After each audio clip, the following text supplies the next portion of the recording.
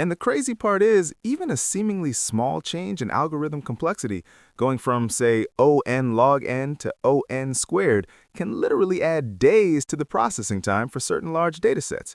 I'm talking about the difference between finishing a task before the weekend and still waiting on it by Tuesday. Days for a single task? That sounds extreme. Are we talking about some truly massive edge case dataset here, or is this something that can actually happen in a real production environment? Oh, it happens, and more often than you might think. The problem is we often focus so much on individual micro-optimizations, shaving off milliseconds here and there, that we miss the forest for the trees. We forget that the fundamental algorithmic complexity is the multiplier on all those micro-optimizations. A poorly chosen algorithm can negate all your clever coding tricks. Okay, I'm with you. So we're talking about the difference between, say, optimizing the engine in a car versus realizing you're trying to push a bus with that engine. So where does this really bite us in production? What kind of systems are most vulnerable to big O problems that actually impact the bottom line? Anywhere you're dealing with large data sets and real-time or near real-time processing, think about recommendation engines, search algorithms, fraud detection, routing, anything that needs to crunch through a lot of data quickly. And the thing is, the problem isn't often apparent in testing. It only surfaces when you hit production scale. Right, because your test data is often a tiny fraction of your production data, so you're not actually stressing the algorithm enough to expose the performance bottleneck. Okay, let's dive into some specifics. Where have you seen Big O come back to haunt someone in the real world? Let's start with something familiar, search. Imagine you're building a search engine, not Google scale, but something for a large e-commerce site. You might start with a relatively simple inverted index, which is great for fast lookups. But what happens when you need to add fuzzy search, typo correction, or stemming? Suddenly, you're not just doing simple key lookups anymore. You're potentially comparing the user's query against every product in your inventory. Okay, I see where this is going. A naive implementation could easily lead to an ON search, where N is the number of products. And if you have millions of products, that's going to be slow. Exactly. And the crazy part is, many developers will initially try to solve this with caching. Oh, we'll just cache the most popular search results. But that only helps for a small fraction of queries. The long tail of less common searches will still kill your performance. A better approach is to use algorithms that are designed for similarity search, like locality-sensitive hashing, or ASH, or approximate nearest neighbor search. These can get you much closer to logarithmic or even constant time complexity for finding similar items. But wait, doesn't that mean you're sacrificing accuracy for speed? You're not finding the exact best matches, but rather approximate matches. How do you balance that trade-off? That's the crucial question, and the answer depends on the application. For something like product recommendations, a slightly less accurate result that's returned quickly is often better than a perfectly accurate result that takes seconds to compute. Users are more likely to click on something than to wait for the perfect thing. Think about Netflix. Their recommendation engine is constantly making trade-offs between accuracy and speed to keep you engaged. Okay, that makes sense. So recommendation engines are a prime example. What's another area where big O considerations are critical? Let's talk about graph algorithms. Think about social networks, routing applications like Uber, or even dependency management in software build systems. These all rely heavily on graph traversal algorithms, and the choice of algorithm can have a massive impact on performance, especially as the size of the graph grows. Right, because many graph algorithms have complexities like O of V plus E, or even O of V squared, where V is the number of vertices, or nodes, and E is the number of edges.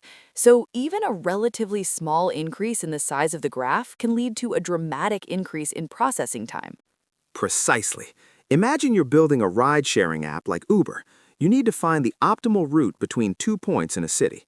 A naive implementation might use Dijkstra's algorithm with a simple priority queue, which has a time complexity of O E log V. But for a large city with millions of streets and intersections, that can still be too slow. So what's the alternative? How do you speed that up? You can use heuristics to guide the search, like A** search, which uses an estimate of the distance to the destination to prioritize which nodes to explore. This can significantly reduce the number of nodes you need to visit, especially in road networks where you have a good estimate of the distance. Also, pre-computation can help. Uber probably pre-computes optimal routes between common locations and stores them in a cache. This is an example of trading space for time. That makes sense. Pre-computation is a common technique for improving performance in many applications. But what about situations where you can't pre-compute everything? What about dynamic graphs that are constantly changing? That's where things get really interesting. Think about social networks like Meta. The graph of friendships and connections is constantly evolving as people add new friends and join new groups. If you want to compute things like the shortest path between two users or the community structure of the network, you need to use algorithms that can handle dynamic graphs efficiently. And I'm guessing those algorithms are significantly more complex than the static graph algorithms we've been talking about. He noting, they often involve techniques like dynamic programming, incremental updates, and approximation algorithms. The key is to avoid recomputing everything from scratch every time the graph changes. Instead, you try to update the existing results based on the changes that have occurred.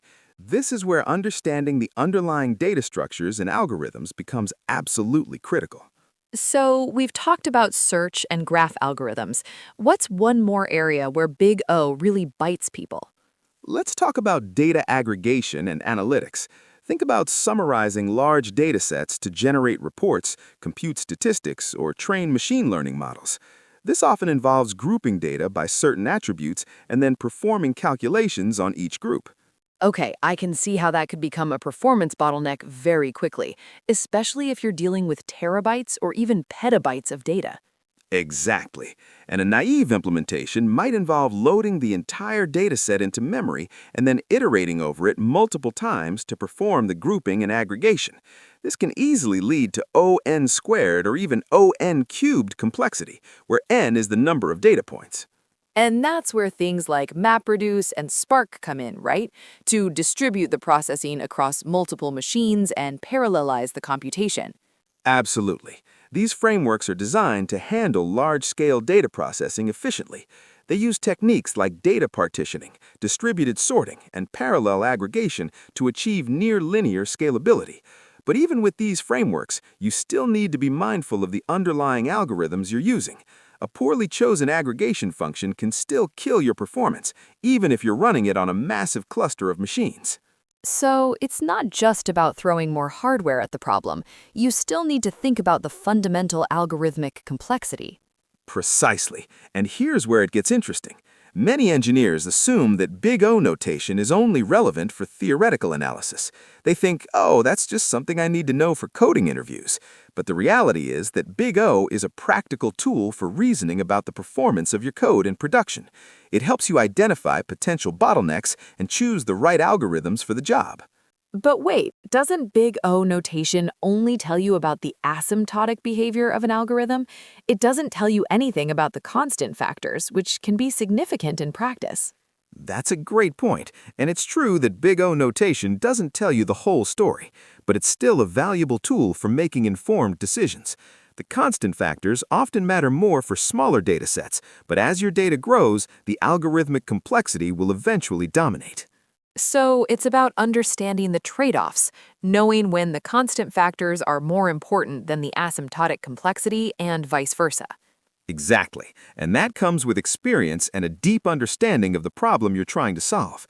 It also means profiling your code and measuring its performance in production. You can't just rely on theoretical analysis alone. Okay, so what are some practical takeaways for software engineers who want to avoid Big O problems in production? What should they do differently after listening to this? First, profile early and often. Don't wait until your application is slow to start looking for performance bottlenecks. Use profiling tools to identify the parts of your code that are consuming the most resources. This will help you focus your optimization efforts on the areas that will have the biggest impact. Think of it like a doctor diagnosing an illness. You need to know where the pain is before you can prescribe a treatment. That makes sense, so profiling is the first step. What's next? Second, understand your data. Know the size and distribution of your data and how it's likely to grow over time. This will help you choose algorithms that are appropriate for your data and avoid algorithms that will become slow as your data grows. It's like choosing the right tool for the job. You wouldn't use a hammer to screw in a screw, would you? Right. You need to choose the right algorithm for the specific characteristics of your data. And what's the third takeaway? Third, don't be afraid to experiment. Try different algorithms and data structures to see which ones perform best in practice. Use benchmarking tools to compare the performance of different approaches. And don't be afraid to throw away code that isn't working. It's better to fail fast and learn from your mistakes than to stick with a slow algorithm just because you've already invested a lot of time in it. Think of it like scientific research. You need to test your hypotheses to see if they're valid. So, profile, understand your data, and experiment. Those are three concrete things that software engineers can do to avoid big O problems in production. Exactly. And remember, Big O notation is not just a theoretical concept. It's a practical tool that can help you build scalable and performant applications. It's the difference between your application humming smoothly